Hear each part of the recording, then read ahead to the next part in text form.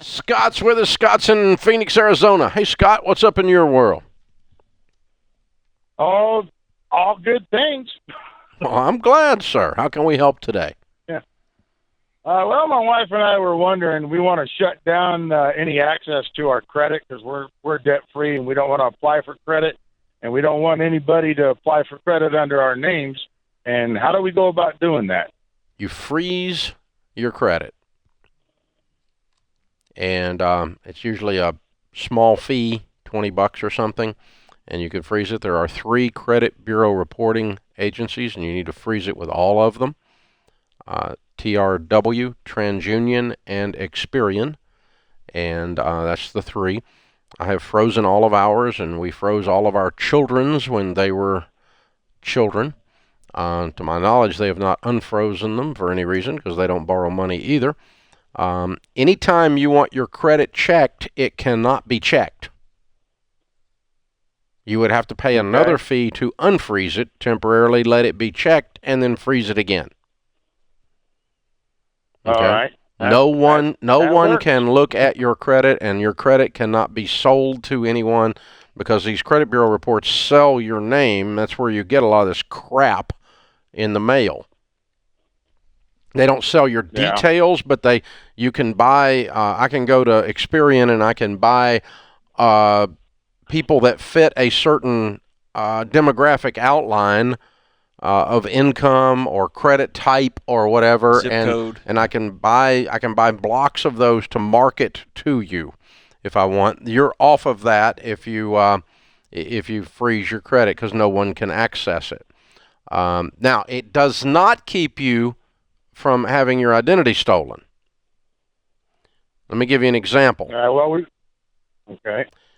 Let's pretend that some doob gets your Social Security number through one of the 9 million different hacks that have happened out there, and people got, all of Target's information, all of whoever's information. They end up somehow with your Social Security number.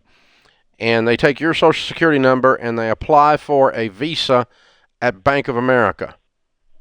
The big banks, when they're approving a credit card application, only check the credit on 2 out of 10 apps.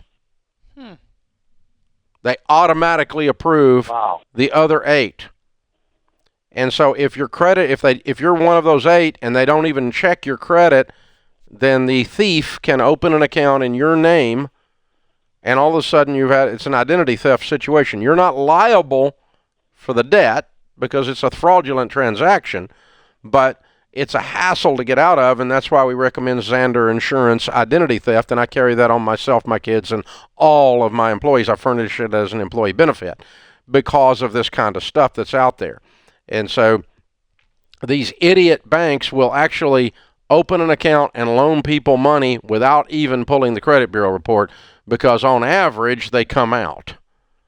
It works out for them, but it's just... it doesn't work out for 8 out of 10 it doesn't work out for you. Right? Yeah. So, in other words, if they don't if they come to your frozen account and check it, they'll go, oh, ding, ding, it's frozen, this must be fraudulent, and they will reject the application.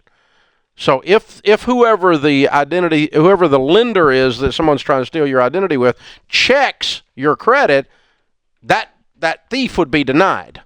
And so it does help with identity theft, but it does not prevent it because sometimes they don't even bother to check the bureau, and that's what you're getting into. So, yeah, you can freeze it, and that's what I did, and you can get Zander Insurance identity theft protection, and that's what I did.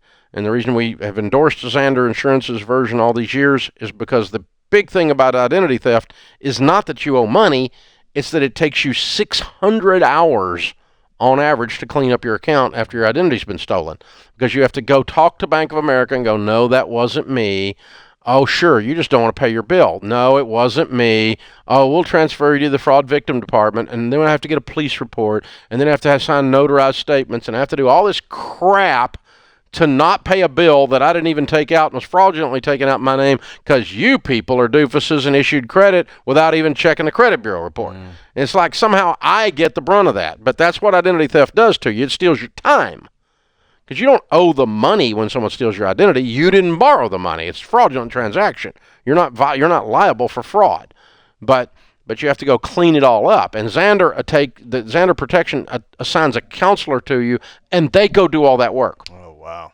And it gets done a lot more efficiently than me calling and arguing with some idiot on the phone at Citibank. Well, I'm also thinking... And by the way, that's what you get on the phone at Citibank. If I'm an hourly employee, it is going to cost me money, right? I got to have to sit there and take some time. I can't just... It costs me money because it takes years off my life. And you only have a few of those left, man. Yeah, I know. I'm right at the end here. And so anything that causes me to lose more hair is valuable to me. We are counting very hairs, valuable. man. Yeah, shut up, John. Shut up, John. Old person jokes, John. I mean, really, you're above that. You really are. No, maybe I'm not above a lot, man. maybe you're not. Maybe you're not. I mean, I could be wrong, but no, I mean, yeah, because it just, talking to somebody in a cubicle in New York at Citibank, or God help you, in some other country where they've outsourced it, or making a police report to an overtaxed police department. They ain't got anything to do. Jeez Louise. They're not worried about like real crime. Listen, I got $700 opened up in my name at Citibank. I need a police report. Right. And they're like, oh, no, we're kind of busy right now. Man. We have real criminals out here. No, that's a real criminal. Well, it's $700. But I had never thought of freezing my kids' accounts. I'm going to do that this week. There you go. It's a great idea. There you go.